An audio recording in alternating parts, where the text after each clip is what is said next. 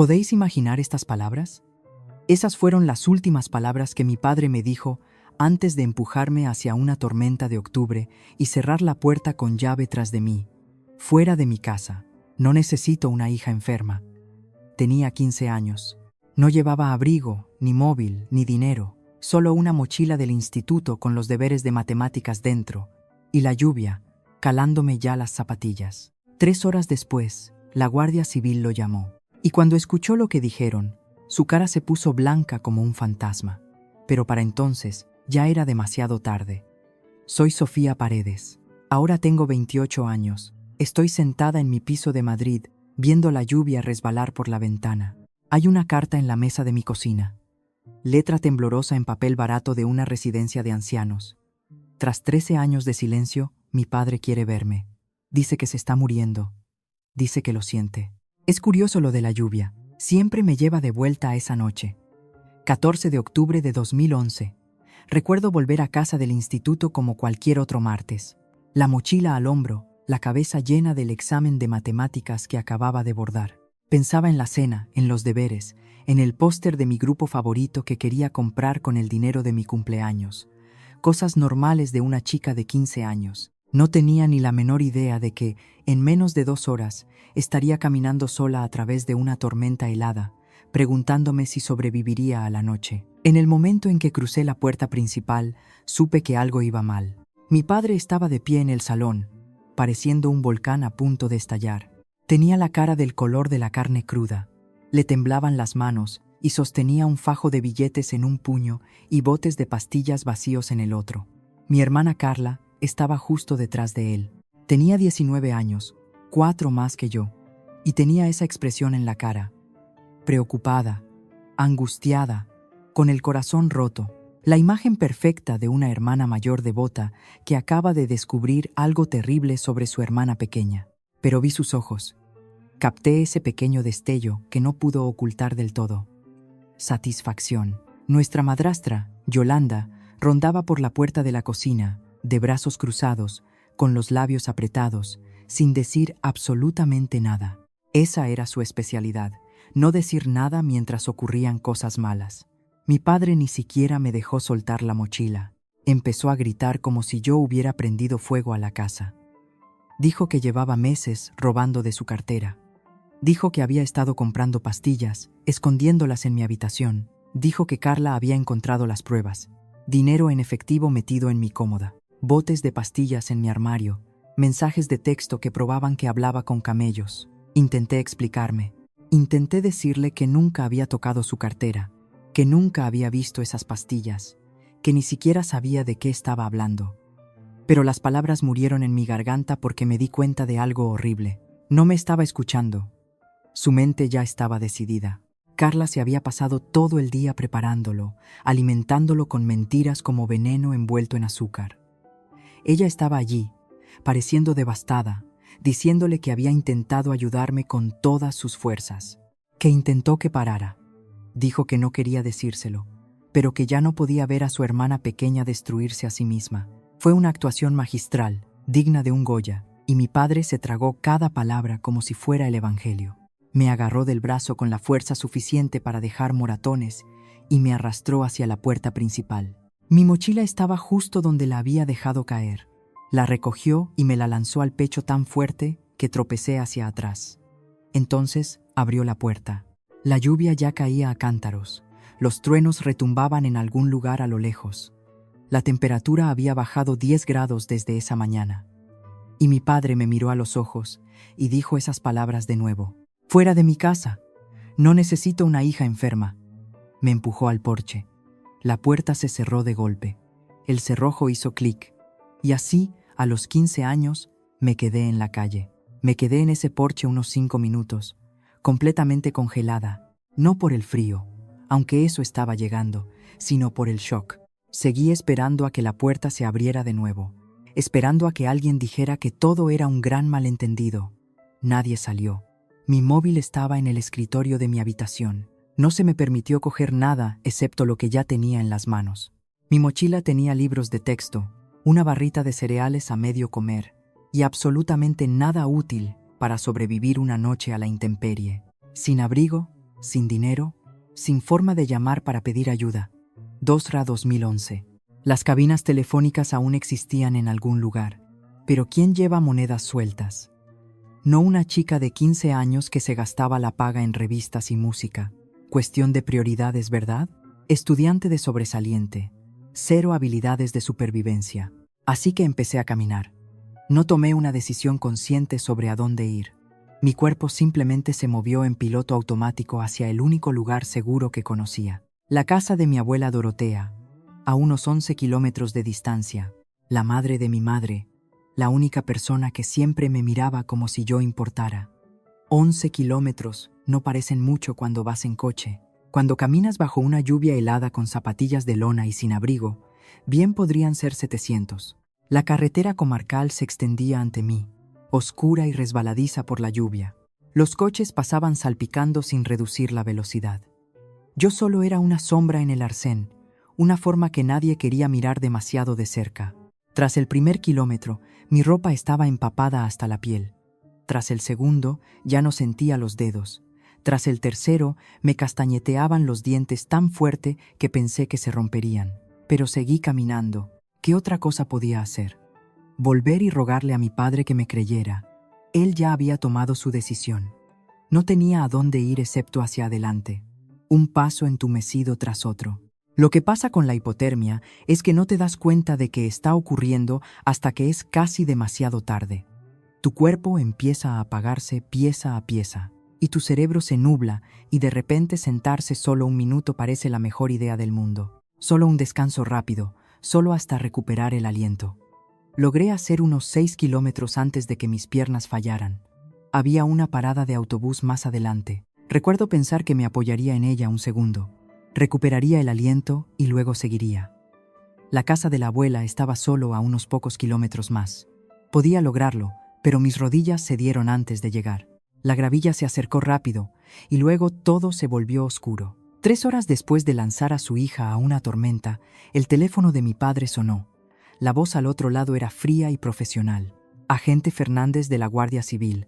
Había habido un incidente. Su hija había sido encontrada inconsciente en la carretera, con hipotermia. La estaban trasladando al hospital universitario. Y una cosa más, señor. Se ha notificado a los servicios sociales de protección del menor. Un trabajador social ya está allí. Tenemos algunas preguntas sobre por qué una niña de 15 años caminaba sola en una tormenta peligrosa sin abrigo y sin teléfono. Necesitamos que venga al hospital y traiga cualquier prueba que tenga. La cara de mi padre se puso pálida como un hueso. Lo sé porque el personal del hospital me lo contó después.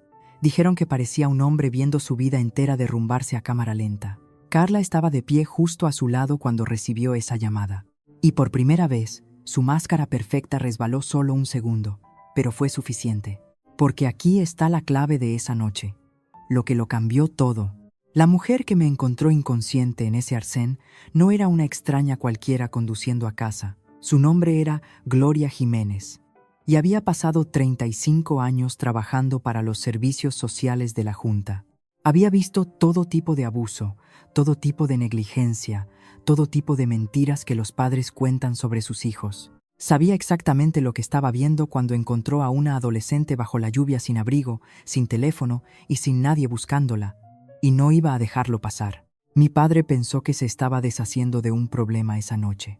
Pensó que estaba haciendo limpieza, cortando la manzana podrida, protegiendo a su familia de una hija enferma que no merecía su amor. Pero lo que realmente hizo fue encender una mecha, y no tenía ni idea de lo que estaba a punto de explotar. Antes de continuar, si te está gustando la historia, por favor suscríbete y dime en los comentarios desde dónde me ves y qué hora es allí. Lo leo todo. Muchas gracias por vuestro apoyo.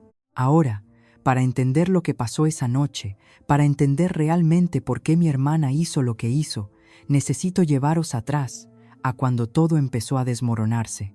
Mi madre Patricia murió en 2006. Cáncer. Yo tenía 10 años.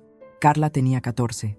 Un día, teníamos una madre que hacía churros los domingos por la mañana y me trenzaba el pelo para las fotos del colegio. Al día siguiente, estábamos de pie junto a una cama de hospital, viendo cómo las máquinas pitaban cada vez más despacio hasta que pararon del todo.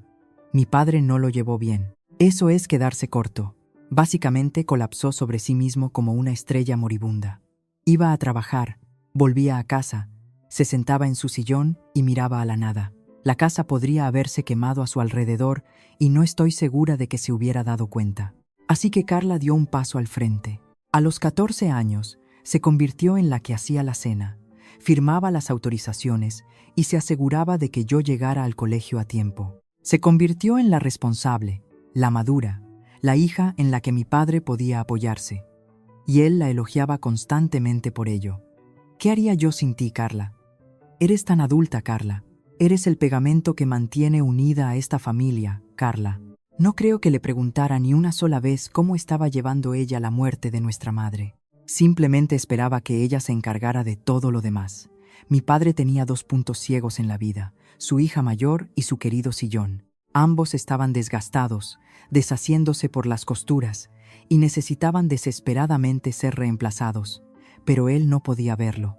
Los hombres y sus sillones. Os juro que lo que nadie vio, lo que mi padre se negó absolutamente a ver, fue lo que pasaba cuando él no miraba. Carla no solo estaba dando un paso al frente, estaba construyendo un reino. Y en su reino, yo era la plebeya que necesitaba ser mantenida en su lugar.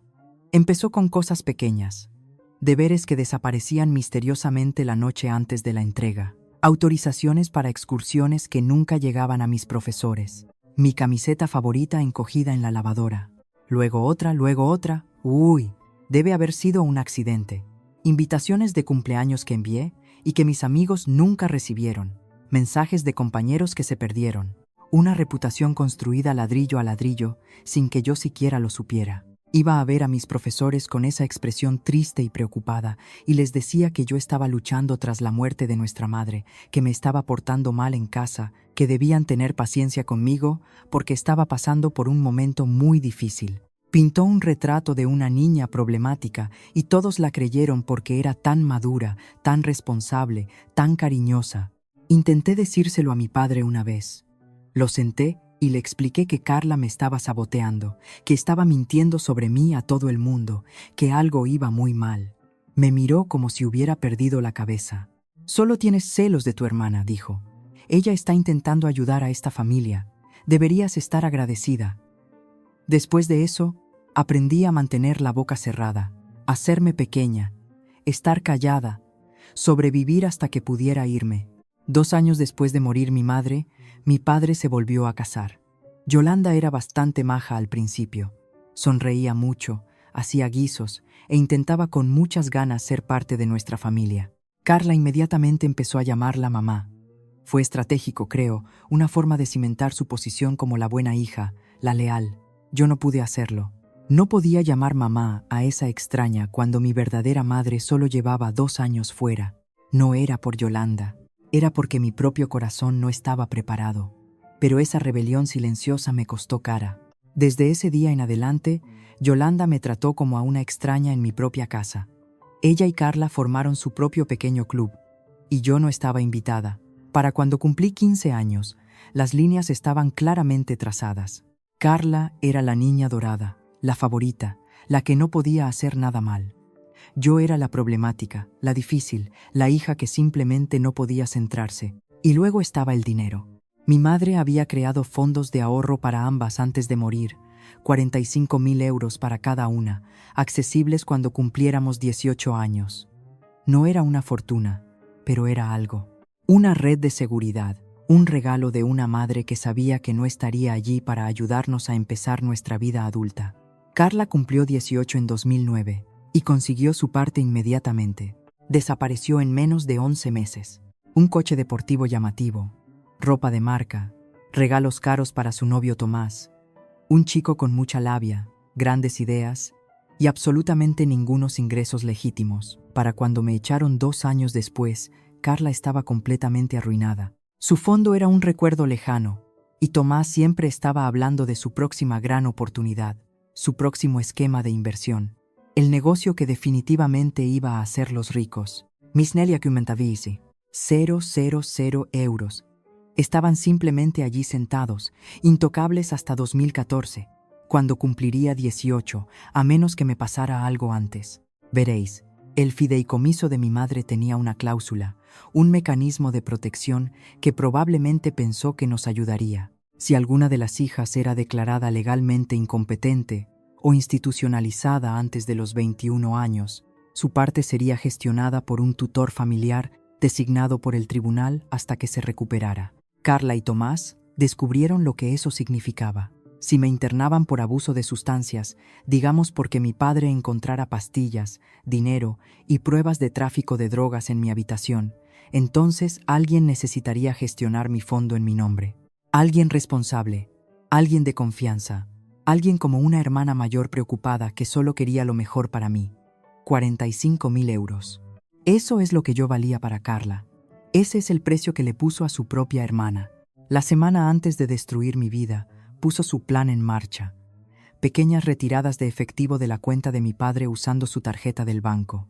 Ella sabía el PIN porque manejaba todas las finanzas de la casa. Botes de recetas vacíos de Tomás recolectados y guardados.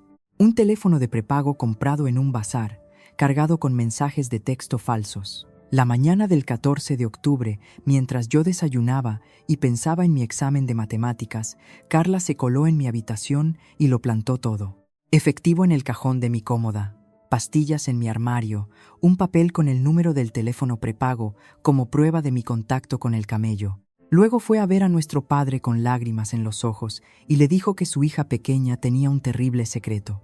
Él creyó cada palabra. ¿Por qué no iba a hacerlo? Carla había pasado 9 años siendo la hija perfecta, la responsable, la que nunca mentía. Y yo había pasado 9 años siendo retratada como la problemática antes incluso de saber que el retrato existía. Para cuando crucé esa puerta después del instituto, mi juicio ya había terminado. El veredicto era culpable y la sentencia era el exilio.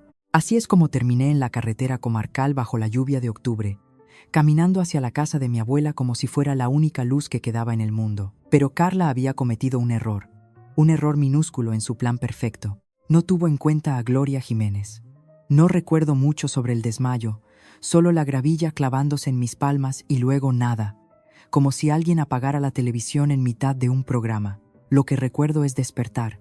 Luces fluorescentes, olor a antiséptico y limpiador de suelos industrial, una manta de hospital rasposa arropándome como si fuera algo frágil, algo que merecía la pena proteger. No me había sentido así en años, y había una mujer sentada junto a mi cama, pelo plateado recogido en un moño pulcro, gafas de lectura en la nariz, una novela de bolsillo cerrada en su regazo. Parecía la abuela de alguien, de esas que hornean galletas y siempre tienen pañuelos en el bolso. Pero sus ojos eran agudos, observadores, catalogando todo lo que veían. Su nombre era Gloria Jiménez. Tenía 67 años, jubilada tras 35 años en protección de menores. Había visto todo tipo de crueldad que los adultos podían infligir a los niños. Y en una fría noche de octubre, conduciendo a casa desde su club de lectura, sus faros habían captado algo en el arcén. Una adolescente inconsciente, empapada, sola. Gloria paró tan rápido que sus neumáticos chillaron contra el asfalto. Tenía una manta térmica de emergencia en el maletero, viejos hábitos de sus días de servicio, y me envolvió como a un burrito mientras llamaba al 112. Se quedó conmigo hasta que llegó la ambulancia. Siguió a la ambulancia hasta el hospital y cuando desperté 4 horas después, ella seguía allí. Esa mujer podría haberme salvado la vida. No solo porque me encontró antes de que la hipotermia terminara lo que la tormenta empezó, sino porque era exactamente la persona adecuada en el momento exacto. Me dio una taza de café cuando abrí los ojos. Café de cafetería de hospital. Del tipo que sabe a arrepentimiento. Esto está terrible, dijo, pero está caliente. Me reí. Realmente me reí, y por primera vez en horas, quizás días, ella me devolvió la sonrisa. Una sonrisa cómplice y amable que decía que entendía más de lo que yo creía. Ahí está ella, dijo. Ahora, ¿por qué no me cuentas por qué una chica de 15 años caminaba sola por la carretera en una tormenta sin abrigo y sin teléfono? Así que se lo conté todo. Las acusaciones, las pruebas plantadas, los años de manipulación de Carla. Le conté cosas que nunca le había contado a nadie porque nadie había escuchado de verdad. Gloria simplemente se sentó allí asintiendo ocasionalmente, sin interrumpir nunca, sin dudar nunca. Cuando terminé, se quedó callada un largo momento. Luego dijo, Te creo. Y voy a ayudarte a demostrarlo. Esas palabras cambiaron mi vida. Mientras yo estaba inconsciente, habían estado pasando cosas. El hospital contactó a la Guardia Civil porque una menor había sido encontrada en una situación peligrosa. La policía intentó localizar a mi pariente más cercano. Eso significaba llamar a mi padre. Me habría encantado ver su cara cuando el agente Fernández le dio la noticia. Aparentemente, fue algo así. Señor Paredes, su hija de 15 años ha sido encontrada inconsciente en la carretera. Dice que usted la expulsó de su casa esta tarde durante una tormenta. Hipotermia. Está en el hospital universitario. Necesitamos que venga. Y señor, se ha notificado a servicios sociales. Una trabajadora social ya está allí. Traiga cualquier prueba que tenga. Mi padre y Carla llegaron al hospital sobre las 10:15 de esa noche. Yo ya estaba despierta, sentada en mi cama de hospital con Gloria a mi lado. También en la habitación estaba una trabajadora social llamada María Santos y un agente de policía uniformado. No exactamente el comité de bienvenida que mi padre esperaba. Parecía conmocionado, no culpable, todavía no, solo molesto y confundido, como si todo esto fuera un gran inconveniente. Carla estaba justo detrás de él y por primera vez en mi vida la vi nerviosa. La sonrisita que llevaba cuando me fui no aparecía por ningún lado. Esperaban encontrar a una chica asustada y arrepentida lista para confesar sus pecados y rogar volver a casa. En su lugar encontraron una habitación llena de profesionales haciendo preguntas muy directas sobre por qué una niña vagaba sola en un clima peligroso, sin medios de comunicación o protección. La dinámica de poder había cambiado, y Carla lo sintió. Intentó seguir su guión habitual.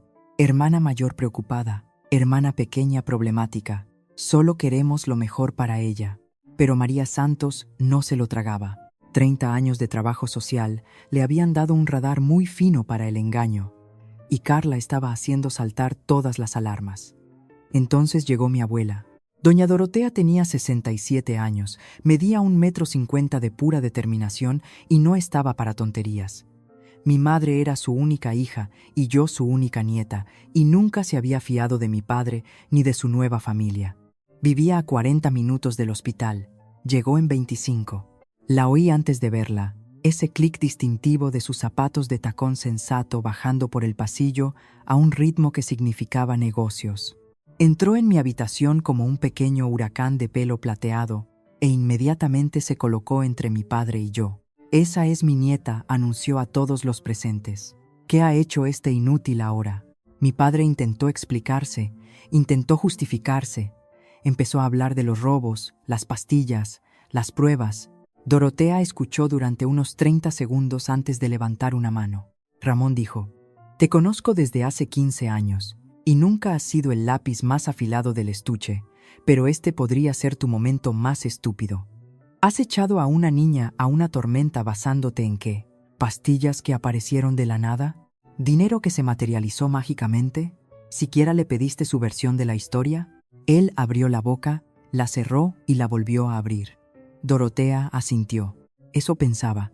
Lo que pasa con mi abuela es que no solo me quería, luchaba por mí. Esa noche, mientras yo estaba sentada exhausta y con hipotermia en una cama de hospital, doña Dorotea fue a la guerra. Exigió una vista de custodia de emergencia. Allí mismo, en ese momento, era casi medianoche, pero no le importaba. Llamó a un juez de familia que le debía un favor. Aparentemente, Dorotea había estado en la asociación de vecinos con su mujer durante 15 años y consiguió que se pusiera al teléfono. La trabajadora social del hospital presentó los hechos. Una menor expulsada bajo condiciones climáticas peligrosas. Ninguna investigación realizada antes de la expulsión. Ningún intento de verificar las acusaciones. Niña encontrada inconsciente con hipotermia en fase temprana. Las pruebas del padre, sin examinar por ningún profesional. A las 12:30 de la madrugada, tenía un nuevo hogar. Se concedió la tutela temporal de emergencia a Dorotea Reyes, con efecto inmediato. Se ordenó a mi padre no tener contacto conmigo hasta que se completara una investigación completa. Servicios sociales entrevistaría a todos. A mí, a Carla, a mi padre, a Yolanda, y echarían un vistazo muy de cerca a esas supuestas pruebas. Mientras salíamos del hospital, Mi padre lo intentó una vez más. Se acercó a mí, empezó a decir algo. Dorotea se interpuso entre nosotros sin aminorar el paso. No se te ocurra tocarla, dijo. No vas a hablar con ella. Tuviste tu oportunidad de ser su padre y la tiraste a la basura. Literalmente la tiraste a una tormenta. Nos vamos. Me guió hasta su viejo Seat, el que llevaba conduciendo desde antes de que yo naciera. Me ayudó a sentarme en el asiento del copiloto y me arropó con otra manta, aunque la calefacción del coche ya estaba a tope. La miré con lágrimas corriendo por mi cara. Abuela, ni siquiera tengo ropa limpia. No tengo nada. Ella me palmeó la mano, con sus ojos feroces y gentiles al mismo tiempo. Cariño, me tienes a mí y tengo la tarjeta de El Corte Inglés. Mañana vamos de compras. Esta noche tomas sopa y duermes en una cama de donde nadie te va a echar nunca. Esa fue la primera noche de mi nueva vida. La casa de la abuela Dorotea tenía 3 reglas: desayuno a las 8, deberes antes de la televisión y absolutamente ninguna tontería antes de su segunda taza de café. No era lujosa y no era grande, pero era cálida y segura y estaba llena de amor. Por primera vez en años sentí que podía respirar. Pero la historia no había terminado, ni de lejos. 2 semanas después, la investigadora de servicios sociales llamó a mi abuela. Señora Reyes, dijo María Santos, quizá quiera sentarse. Hemos estado examinando las pruebas que proporcionó el señor Paredes. La cronología no cuadra y hemos encontrado algunas grabaciones de seguridad que cuentan una historia muy diferente. El plan perfecto de Carla estaba a punto de desmoronarse y ella no tenía ni idea de lo que se le venía encima. La investigación lo cambió todo. María Santos no era solo una trabajadora social rellenando casillas. Era una detective con Rebeca de punto. Y no solo miraba las pruebas, las rastreaba. Cada recibo, cada hora registrada, cada hilo. Y cuanto más tiraba, más se deshacía la historia perfecta de Carla. Empezó con el dinero. Se habían encontrado 800 euros en el cajón de mi cómoda. Mi padre dijo que probaba que le había estado robando durante meses. Caso cerrado, ¿verdad? Excepto que María Santos revisó los registros bancarios. Esos 800 euros procedían de una única retirada en cajero automático el 14 de octubre, el mismo día que me echaron. El banco proporcionó las imágenes de vigilancia de la máquina. Hora: 14:47 de la tarde. La persona en la cámara no era yo. Su sedán blanco con la abolladura en el parachoques de cuando le dio a un contenedor el verano anterior. Lo que pasa con las coartadas es que la mía era inquebrantable. A las 14:47 del 14 de octubre, yo estaba sentada en la 5ª hora, en clase de física y química, aprendiendo sobre enlaces moleculares. El sistema de control de asistencia del instituto mostraba que estuve presente hasta las 15:15. Mi profesor recordaba que hice una pregunta sobre los electrones de valencia. No podría haber hecho esa retirada. Físicamente imposible. Estaba en un aula a 12 kilómetros de distancia, rodeada de 30 testigos y un sistema electrónico de registro. Carla se creía muy lista. Pero lo que pasa con ser un cerebro criminal es que realmente tienes que ser inteligente. Usó la tarjeta de nuestro padre sin considerar que los bancos tienen cámaras. Hizo la retirada a plena luz del día, sin comprobar si yo tenía coartada. Compró el teléfono de prepago en un bazar a 2 calles de su gimnasio, grabada por las cámaras, con sus mallas de deporte y su coche visible en el aparcamiento. Algunos cerebros criminales llevan capa. Carla llevaba ropa de marca y la pillaron porque no se molestó en conducir 10 minutos más. Luego estaban las pastillas. Los botes plantados en mi armario se rastrearon hasta una receta de Tomás Barlow, el novio de Carla, el de las grandes ideas y sin ingresos legítimos. Medicación para la ansiedad recetada por su médico y recogida en la farmacia de la calle Mayor. María Santos llamó a esa farmacia. Un hallazgo interesante. Tomás había denunciado el robo de esas pastillas. Presentó una denuncia en comisaría y todo, alegando que alguien rompió la ventanilla de su coche y se las llevó. Comportamiento de ciudadano muy preocupado. Excepto que presentó esa denuncia el 17 de octubre, 3 días después de que me echaran. Si esas pastillas ya estaban robadas y escondidas en mi habitación el 14 de octubre, ¿por qué Tomás esperó 3 días para denunciar el robo? La respuesta era obvia. Porque no fueron robadas. Carla se las dio para plantarlas y luego él las denunció como desaparecidas después para cubrir sus huellas y conseguir una nueva receta. La denuncia tardía fue como un letrero de neón parpadeante que decía: planeamos esto. Pero la verdadera prueba definitiva fue el teléfono de prepago. Los mensajes falsos del camello venían de un teléfono comprado el 10 de octubre, 4 días antes de que todo ocurriera. María Santos localizó la tienda y solicitó las grabaciones de seguridad. La compradora era una mujer joven, pelo castaño en una coleta, constitución atlética, pagó en efectivo, pero su coche era claramente visible a través del escaparate. Un sedán blanco con una abolladura en el parachoques. El mismo coche, la misma mujer, el mismo rastro de migas de pan llevando directamente a mi hermana. A medida que la investigación profundizaba, surgió una imagen aún más fea. María Santos empezó a indagar en las finanzas de nuestra familia, específicamente en cheques y transferencias de la cuenta de mi padre durante los últimos 2 años. Lo que encontró hizo que los 800 euros parecieran calderilla. Alguien había estado falsificando firmas y haciendo transferencias en nombre de mi padre durante casi 2 años. Pequeñas cantidades al principio, 50 aquí, 100 allá, pero sumaban. Las firmas eran parecidas, pero no exactas. El dinero iba a cuentas conectadas con Tomás Barlow y sus diversas empresas fantasma. Cantidad total robada, algo menos de 18.000 euros. Carla no solo me había incriminado, había estado desplumando a nuestro padre durante años y necesitaba que yo desapareciera antes de que alguien se diera cuenta. Mi abuela Dorotea no iba a dejar pasar esto. Contrató a Leonardo Banza, un viejo amigo de la familia que había ejercido derecho familiar durante 30 años. Conocía a mi madre, Patricia, desde el colegio. Y cuando Dorotea le explicó lo que había pasado, su cara se endureció de una manera que me alegró de que estuviera de mi lado. Leonardo solicitó la tutela permanente inmediatamente. También presentó una demanda civil contra Carla por fraude, daños emocionales y cualquier otra cosa que pudiera imputarle. Y se aseguró de que mi fondo fiduciario estuviera protegido con supervisión adicional para que nadie pudiera tocarlo hasta que cumpliera los 18. Aquel año me enseñó algo que todavía llevo conmigo. Guarda registros de todo. Cada recibo, cada mensaje, cada promesa que alguien hace, escríbelo. Mi abuela tenía una carpeta para cada documento importante de su vida. Facturas, cartas, declaraciones de la renta, garantías. Ella lo llamaba su seguro de papel.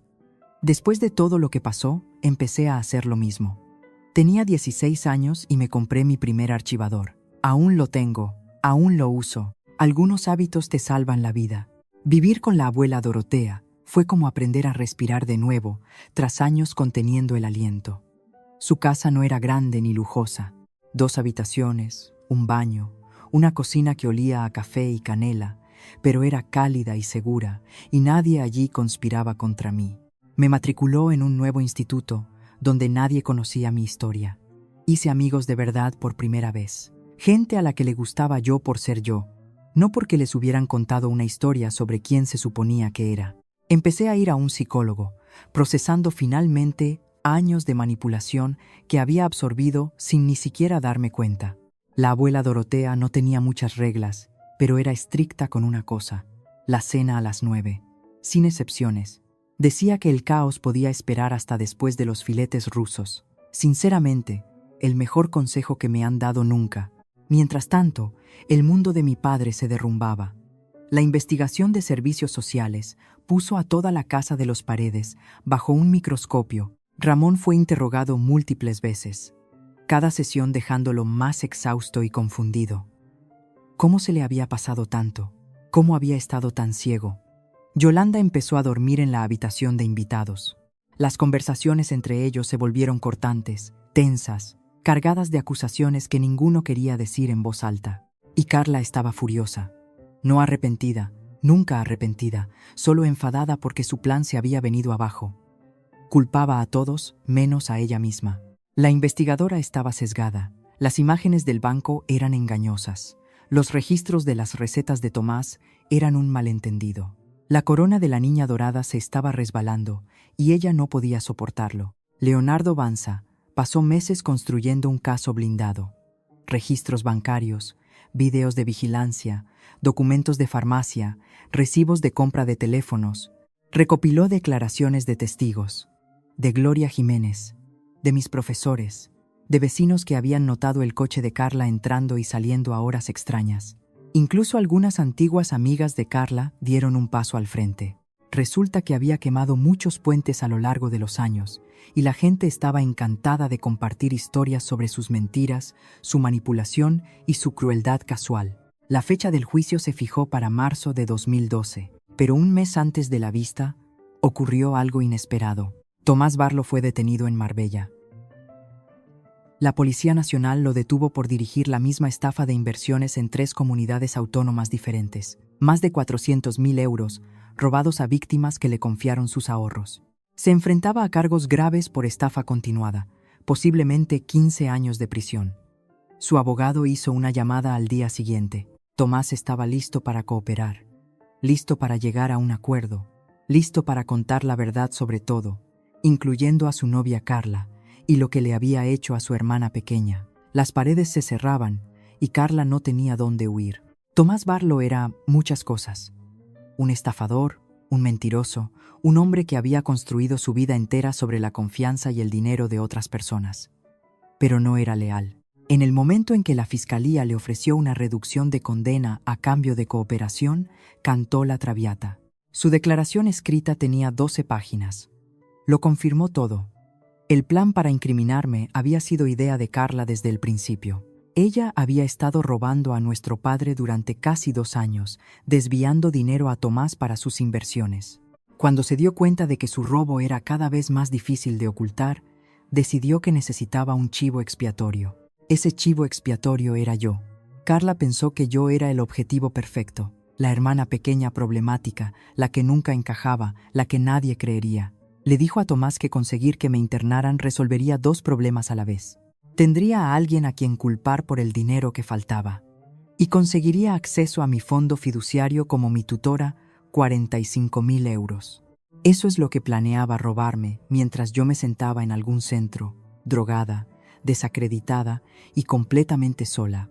Tomás lo escribió todo. Las sesiones de planificación, los botes de pastillas que él proporcionó, el teléfono prepago que Carla compró, la mañana en que plantó las pruebas en mi habitación. Incluso incluyó mensajes de texto entre ellos de los días previos al 14 de octubre. Mensajes que probaban que esto no fue impulsivo. Fue calculado, premeditado, frío. Su última frase se me quedó grabada. Carla dijo que su hermana era un nadie que no se defendería. Se equivocaba. Marzo de 2012, juzgado de familia. Llevaba viviendo con la abuela Dorotea 5 meses. Había ganado peso, del bueno, del tipo que viene de comidas regulares y sueño real. Había sacado matrícula de honor en mi nuevo instituto. Había empezado a recordar qué se sentía al ser una adolescente normal. Pero al entrar en esa sala del tribunal, me sentí de nuevo como si tuviera 15 años, asustada y pequeña, preguntándome si alguien me creería. La abuela Dorotea me apretó la mano. Leonardo asintió para tranquilizarme, y Gloria Jiménez también estaba allí, sentada en la galería, con las mismas gafas de lectura y la misma expresión feroz que tenía la noche que me encontró. La vista se suponía que era sobre la tutela. Cosas sencillas. Hacer permanente la custodia temporal de Dorotea, establecer obligaciones de manutención, ese tipo de cosas, pero se convirtió en algo mucho más grande. La fiscalía se había involucrado. Con la confesión de Tomás y la montaña de pruebas que María Santos había recopilado, esto ya no era solo un asunto de familia. Había cargos penales sobre la mesa. Carla se sentó al otro lado de la sala con una abogada de oficio que había conocido 1 hora antes. Parecía más pequeña de lo que recordaba, más pálida. La niña dorada y segura de sí misma que había controlado nuestra casa durante una década, ahora parecía exactamente lo que era. Una mujer joven y asustada, cuyas mentiras finalmente la habían alcanzado. Nuestro padre se sentó solo en los bancos del público. Yolanda se había negado a venir. Parecía haber envejecido 10 años en 5 meses. Las pruebas se presentaron sistemática, profesional y devastadoramente. Las imágenes del cajero mostrando a Carla haciendo la retirada a las 14:47. mis registros de asistencia escolar probando que estaba en clase de química a esa hora exacta. Los registros de la farmacia mostrando la denuncia de robo convenientemente retrasada de Tomás. Las imágenes de seguridad del bazar mostrando a Carla comprando el teléfono. 2 años de transferencias y cheques falsos sumando 18.000 euros. Y la confesión de Tomás, leída en el acta palabra por palabra. Cuando fue el turno de Carla de subir al estrado, intentó mantener su historia. Intentó parecer confundida e inocente y profundamente preocupada por su hermana problemática. La fiscal no se lo tragó.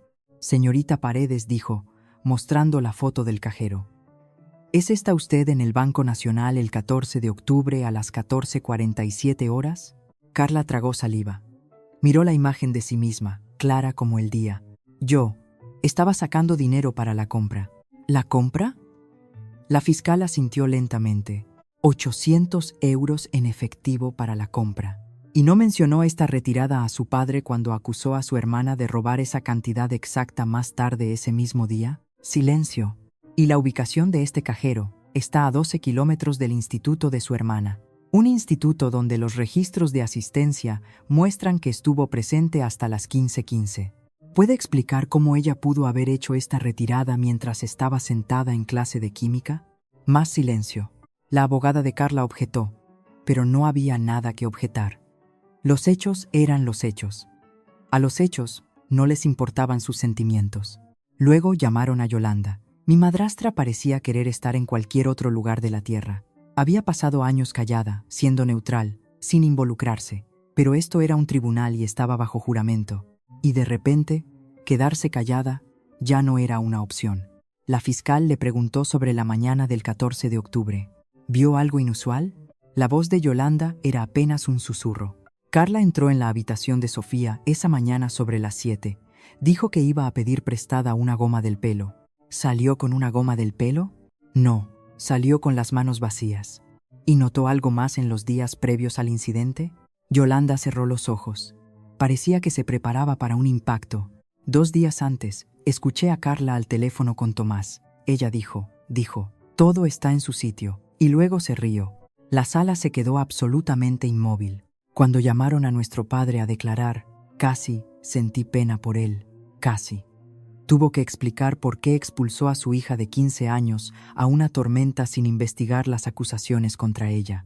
Tuvo que admitir que nunca comprobó los registros bancarios él mismo. Nunca cuestionó por qué Carla descubrió de repente estas pruebas.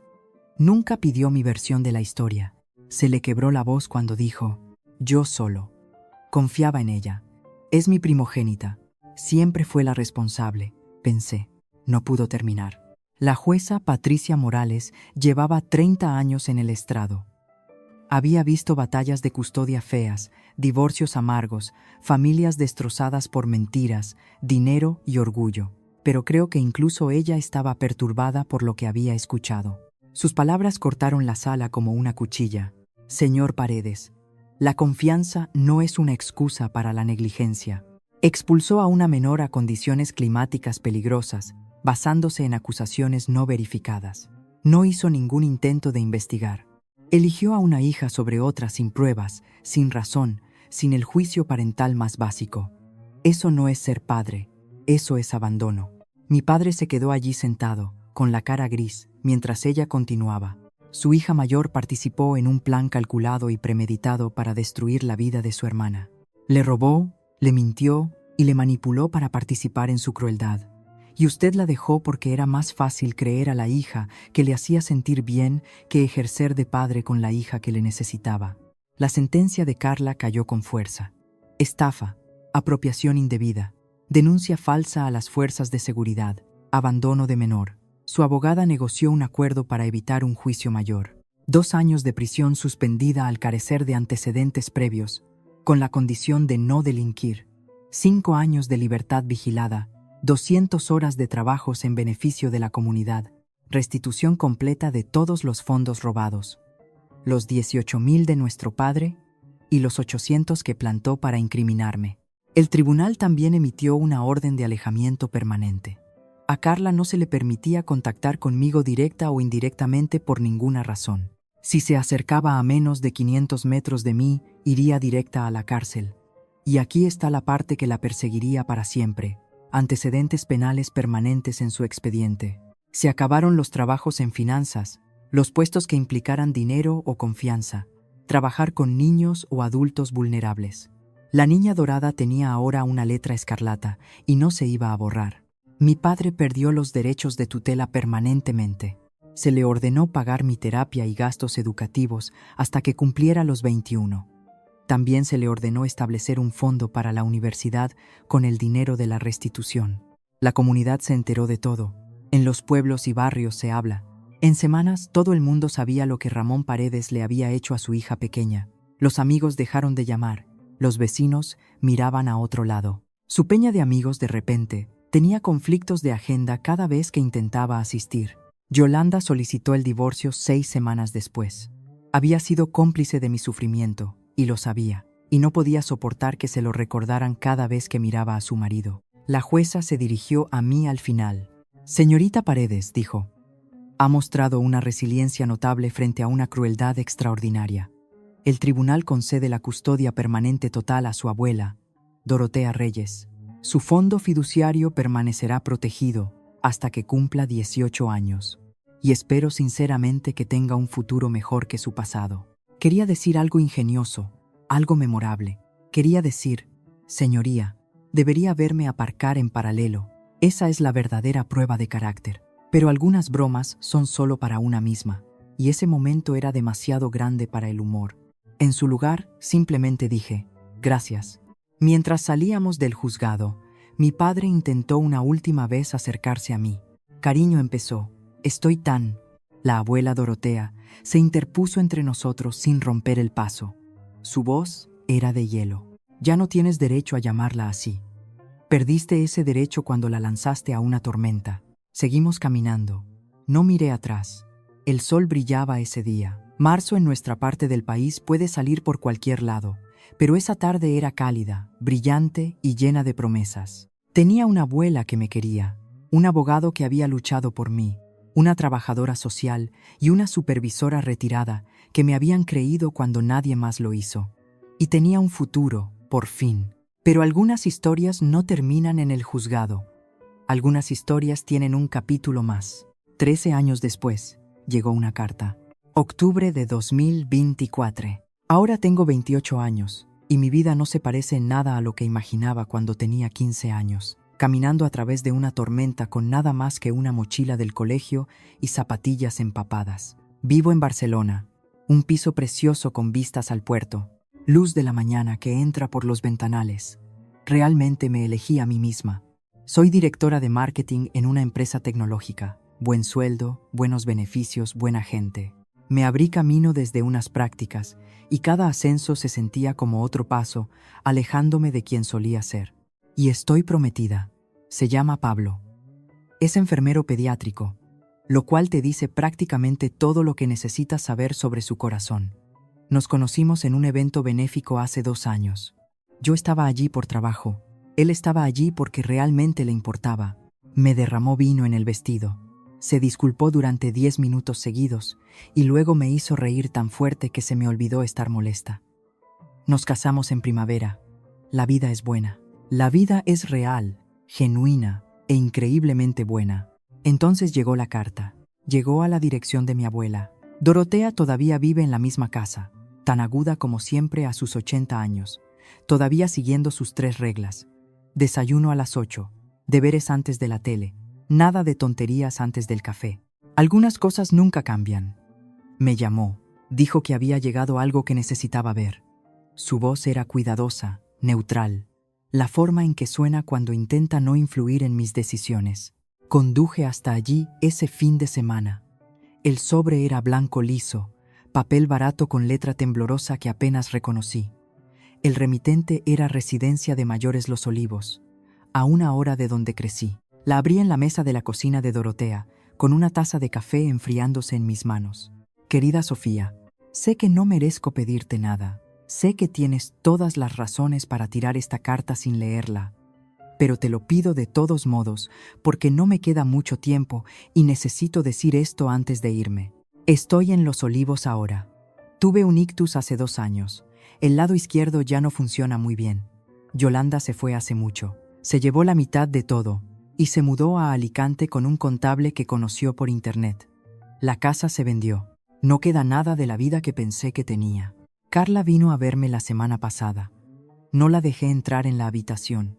No puedo mirarla. No puedo oír su voz sin recordar lo que hice por sus mentiras. Tú eres la única a la que quiero ver. La única ante la que necesito disculparme. Fui tu padre y te fallé de la peor manera que un padre puede fallar a un hijo. Creí mentiras sobre la verdad. Elegí la comodidad sobre la justicia. Te tiré como si no fueras nada. Sé que no me debes nada, pero si puedes encontrar en tu corazón el venir, solo una vez, me gustaría decirte que lo siento en persona antes de que sea demasiado tarde. Tu padre, Ramón, me quedé sentada allí mucho tiempo. El café se quedó frío. La luz de la tarde cambió a través de la mesa. Dorotea no dijo nada. Simplemente esperó de la manera que siempre lo hacía, dejándome encontrar mi propio camino. 13 años de silencio, 13 años construyendo una vida sin él. ¿Le debía algo? No, no le debía nada, pero pensé en mi madre. Pensé en el tipo de persona que ella me crió para ser antes de morir. Pensé en romper ciclos en lugar de perpetuarlos. Decidí ir. No por él, por mí. La residencia era exactamente lo que esperarías. Luces fluorescentes, suelos industriales, olor a desinfectante intentando cubrir el olor a finales. La habitación de mi padre era pequeña, cama individual, una ventana, una televisión montada en la pared poniendo algo que nadie estaba viendo. Parecía 20 años mayor de su edad real, 73, pero podría haber pasado por 90. El ictus le había quitado algo vital, dejándolo arrugado, gris y pequeño de una manera que nunca había visto. Lloró cuando entré. No pudo hablar durante los primeros minutos. Solo se sentó allí con lágrimas corriendo por su cara mientras yo estaba de pie junto a la puerta, preguntándome si había cometido un error. Eventualmente, encontró su voz. Se disculpó una y otra vez, tropezando con las palabras, repitiéndose porque el ictus también se había llevado parte de su lenguaje. Dijo que había estado ciego, que fue estúpido, cruel. Dijo que perderme fue lo peor que había hecho nunca. Dijo que pensaba en esa noche de octubre todos los días. Cada noche, cada vez que llovía, le dejé terminar. No le interrumpí, tampoco le consolé. Luego dije lo que había venido a decir. Te perdono. Su cara se arrugó de alivio. Pero quiero que entiendas lo que eso significa. Acerqué una silla a su cama y me senté. Me aseguré de que me mirara. El perdón no significa que olvide. Significa que elijo no cargar más con esta ira. Pesa mucho y me ha estado hundiendo, y he terminado de dejarte ocupar espacio en mi corazón. Me tiraste a una tormenta porque creíste una mentira. No la creíste porque las pruebas fueran convincentes. La creíste porque era más fácil. Porque Carla te hacía sentir bien contigo mismo. Y yo te recordaba todo lo que habías perdido cuando mamá murió. Elegiste la mentira cómoda sobre tu propia hija. Construí mi vida entera sin ti. Me pagué la carrera. Construí una carrera profesional. Me voy a casar con un hombre que nunca, jamás, me echaría fuera con llovizna, y mucho menos en un huracán. Soy feliz. Pero tú necesitas vivir con lo que hiciste. Esa ya no es mi carga. Es la tuya. Él asintió, con las lágrimas aún cayendo. No creo que le quedaran palabras. Lo sé, logró decir finalmente. Lo sé. Solo necesitaba que supieras que lo siento. Necesitaba verte una última vez. Me quedé otros 20 minutos. No hablamos mucho. ¿Qué más había que decir? Le conté sobre mi trabajo, mi piso, Pablo, cosas superficiales, cosas seguras. Escuchó como si fuera la conversación más importante de su vida. Cuando me levanté para irme, extendió su mano buena, no agarrando, solo alcanzando. Dejé que me tocara los dedos un momento. Luego salí. En el pasillo, una enfermera me paró. «Usted es su hija, ¿verdad? ¿La pequeña?» Asentí. Ella miró hacia su habitación, luego a mí. Su hermana pasó por aquí la semana pasada. Él se negó a verla, nos dijo que la echáramos. Me quedé muy quieta. No quiso verla. La enfermera negó con la cabeza. Dijo que solo tenía estómago para disculparse con una hija, y no era ella. Se puso bastante alterado, la verdad. Dijo que no podía mirarle más a la cara sin ver lo que había hecho. No supe qué decir a eso. Después de todos estos años de ser la rechazada, la hija de usar y tirar, la que no era lo bastante buena, Mi padre finalmente había rechazado a Carla, la niña dorada, la favorita, la que había creído sin rechistar. Demasiado tarde para importar, demasiado tarde para curar nada. Pero aún así, algo cambió en mi pecho. No perdón exactamente, eso ya lo había dado. Algo más parecido a una conclusión, como la última página de un libro muy largo pasando finalmente. Salí de esa residencia al sol de octubre. El mismo mes, diferente clima, diferente vida. Hace 13 años, octubre significaba lluvia, traición e hipotermia. Ahora octubre significa hojas cayendo y el aniversario de cuando mi vida real comenzó. Algunas tormentas no te destruyen, te redirigen. Esa noche de octubre de hace 13 años, perdí una casa, pero encontré mi hogar. Perdí un padre que no me merecía y encontré una abuela que sí. Perdí una hermana que nunca me quiso y me encontré a mí misma. Pablo estaba esperando cuando volví a Barcelona. Comida para llevar en la encimera, una película mala puesta en la tele. Esa mirada paciente que pone cuando sabe que necesito tiempo para procesar. ¿Cómo fue?, preguntó. Dejé las llaves en la mesa y me apoyé en él. Creo que por fin he terminado, dije. Creo que puedo dejarlo ir ahora. Me rodeó con sus brazos y no hizo más preguntas. Eso es lo bueno de Pablo. Sabe cuándo empujar y cuándo simplemente estar ahí. Es una de las aproximadamente 1000 razones por las que me caso con él. La próxima primavera celebraremos la boda en casa de mi abuela. Ceremonia pequeña, amigos cercanos, buena comida. Dorotea ya está planeando el menú. Los filetes rusos están definitivamente en la lista. Y en algún lugar ahí fuera, Carla está trabajando en turnos de noche y preguntándose dónde se torció su vida. Mi padre está en una residencia solo con sus arrepentimientos. Yolanda está en Alicante fingiendo que ninguno de nosotros existió nunca. Pero yo estoy aquí. Tengo una carrera que me gané, una pareja que me quiere, una abuela que probablemente nos sobrevivirá a todos por pura cabezonería. Y sí, finalmente enmarqué bien ese póster del grupo de música. El que compré con mi paga la semana antes de que todo se desmoronara. Encontré el mismo por internet hace unos años. Pagué demasiado por él. Lo colgué en mi despacho donde puedo verlo todos los días. Algunas cosas valen la pena esperar. Muchas gracias por leer. Más de mis historias más apasionantes están ya en tu pantalla. Haz clic en una ahora y no te pierdas la mejor parte. Te encantará. Nos vemos en la próxima historia.